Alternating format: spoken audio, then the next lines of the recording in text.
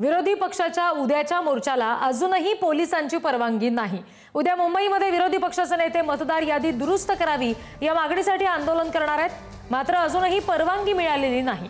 उद्याचा मोर्चा परवानगी शिवाय होण्याची शक्यता वर्तवली जाते। आणखी तपशील घेऊयात प्रतिनिधी नंदकिशोर गावडे यांच्याकडून। नंदकिशोर, अजूनही पोलिसांची परवानगी मिळालेली नाही असं समजते, म्हणजे उद्याचा मोर्चा हा परवानगी शिवायच होणार का?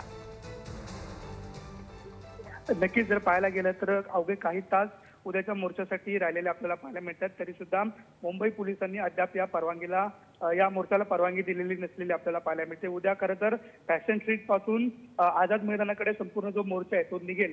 मात्र वास्तविकता पाहता आझाद मैदान सोडून इतर बाहेर कुठेही आंदोलन करण्याला परवानगी दिली जात नाही। मात्र तरीही जे विरोधी पक्ष महाविकास आघाडीचे नेते असू दे किंवा मनसे असू दे सातत्याने उद्याचा मोर्चा होणार यावरती ठाम आहेत। मात्र जर पाहायला गेलं तर अद्याप मुंबई पोलिसांनी या संपूर्ण मोर्चाला परवानगी दिलेली नाही। कायदेशीर बाजू अशीच असते की दरवेळेला आंदोलन होतं आणि त्यानंतर काही प्रमाणात पोलीस जे गुन्हे आहेत ते दाखल करतात। मात्र सध्या जर पाहायला गेलं तर उद्धव ठाकरे बंधू खरं तर एकत्र येणार असल्याचं आपल्याला पाहायला मिळते। मनसे शिवसेना मोठ्या प्रमाणात असतील, इतर विरोधी पक्ष नेते सुद्धा रस्त्यावरती उतरतील।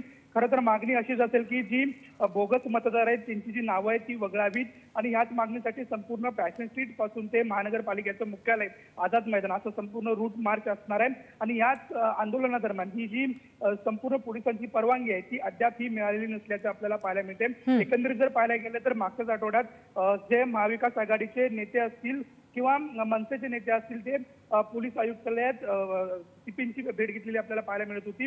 त्यानंतर सुद्धा त्यांनी मोर्चाला परवानगी द्या अशी मागणी केलेली आपल्याला पाहायला मिळत होती। मात्र अद्याप जर पाहायला गेलं तर ती मोर्चाला परवानगी मिळाली नसल्याचं आपल्याला पाहायला मिळतं। जी, धन्यवाद सगळ्या तपशिलांसाठी। लोकशाहीमध्ये साधारणतः मतदार सरकार निवडतो। आताची परिस्थिती अशी आहे की सरकार मतदार निवडायला लागले।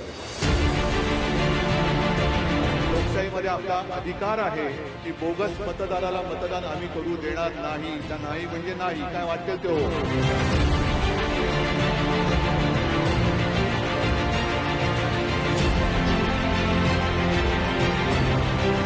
निवडणूक आयोगाला मी जाहीर सांगतो की या चुका सुधारवा, नाही तर निवडणूक होऊ द्यायची की नाही हे आम्हाला सगळ्यांना मिळून ठरवावं लागेल। यासाठी आमच्या पक्षाचे ज्येष्ठ नेते सन्माननीय बाळासाहेब थोरात तिथे राहणार आहेत। काँग्रेसचे अनेक कार्यकर्ते राहणार आहेत। जर भाजपला असं वाटत असेल की ते खऱ्या अर्थानं लोकशाहीचे समर्थक आहेत, खऱ्या अर्थानं त्यांना असं वाटतं की चांगल्या निवडणूक ज्या आहेत ते चांगल्या पद्धतीने झाल्या पाहिजे, तर या मोर्चात त्यांनी सुद्धा सामील झालं पाहिजे। पण होतं काय आहे की निवडणूक आयोगासमोर पुराव्यानिशी सगळ्या गोष्टी सादर केल्या तर त्याचा बचाव करण्याला भाजप येतोय। मग